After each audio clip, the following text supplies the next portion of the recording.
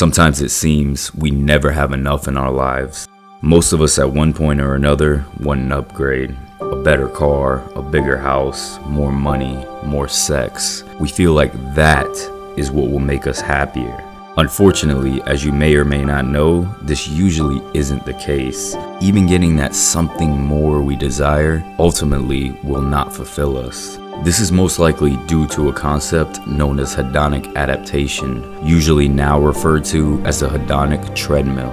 The hedonic treadmill states that a person remains at a relatively stable level of happiness despite major positive or negative changes to livelihood or life goals. Basically meaning we adapt to the positive or negative events that happen in our lives.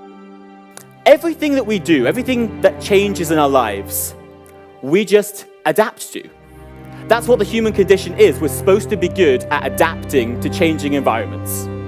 And that's the same with happiness. Hedonic adaptation isn't really a good or a bad thing. It just says regardless of what happens to us, our levels of happiness will eventually return to their baselines, to a set point. We all have this happiness set point that we will usually return to after about 3 to 6 months of a positive or negative change taking effect in our lives. Let's use the classic example of winning the lottery. If we win the lottery, it will significantly change our life for the better, and this would make us happier, no doubt about it.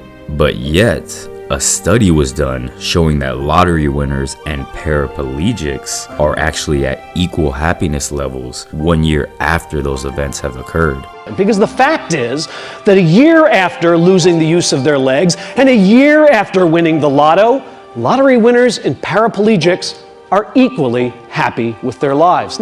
This happens because shortly after winning the lottery, our happiness will level out. We'll return to that set point level of happiness we were at before winning the lottery. This is due to getting used to the money and life of luxury to the point of it becoming our new norm. This hedonic adaptation trap is well documented, with many successful people attesting to it. So what I thought was, if you want to be happy, you've got to become a successful person, you've got to acquire stuff, you've got to have people adore you, you've got to become glamorous. Then what happened was, I then experienced the things that I was culturally indoctrinated to believe would be a kind of salvation. Fame, fortune, attention, limitless fellatio if required. And yet, salvation did not come. You have a lot of money. It's up, yeah. And I have a lot of happiness, but that doesn't mean that the two equate to each other. Has your happiness risen at the same amount as your bank account? No, that's the thing. They don't equate, or they're not tied in any way. They're not tied to each other. But the bright side of the hedonic treadmill is the same thing happens for negative events in our life also. For example, if we receive a pay cut at work, we will again return to our original set point level of happiness shortly after that cut has occurred. All this doesn't mean that money will not make us happier. It just depends how we're spending that money that will determine our future happiness with it.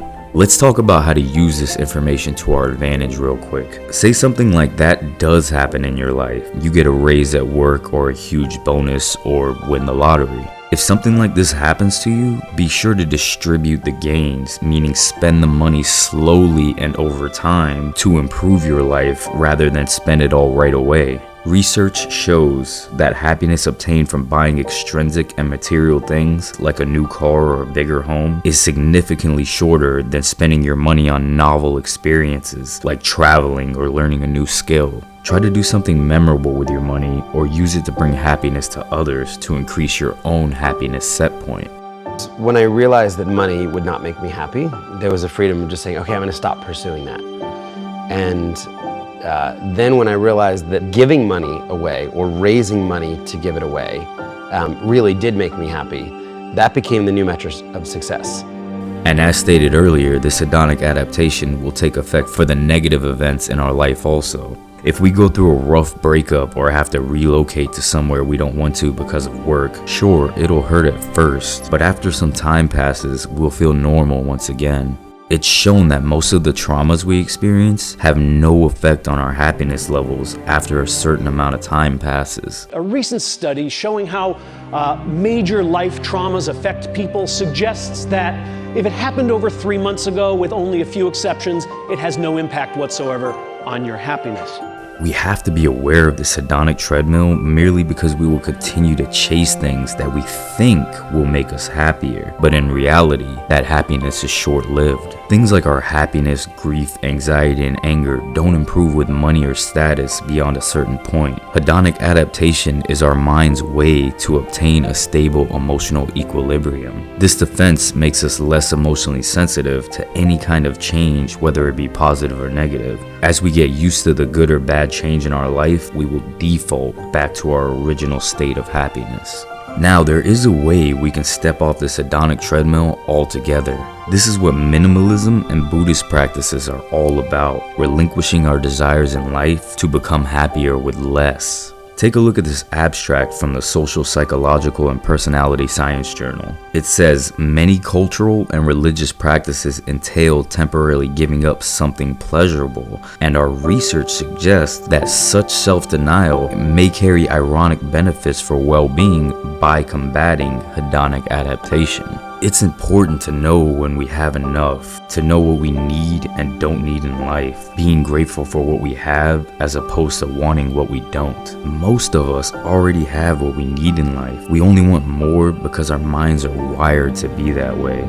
Just the fact that you're sitting here watching this YouTube video right now most likely means you probably have what you need in your life: food, water, and shelter.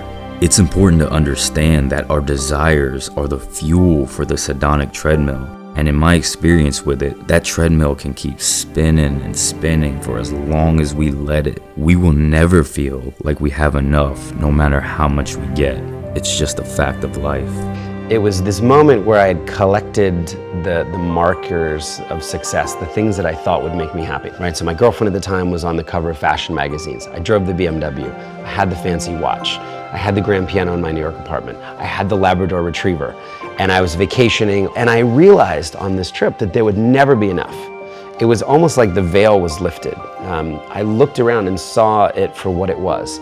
There would never be enough girls, there'd never be enough money. It was this never-ending, insatiable pursuit of more.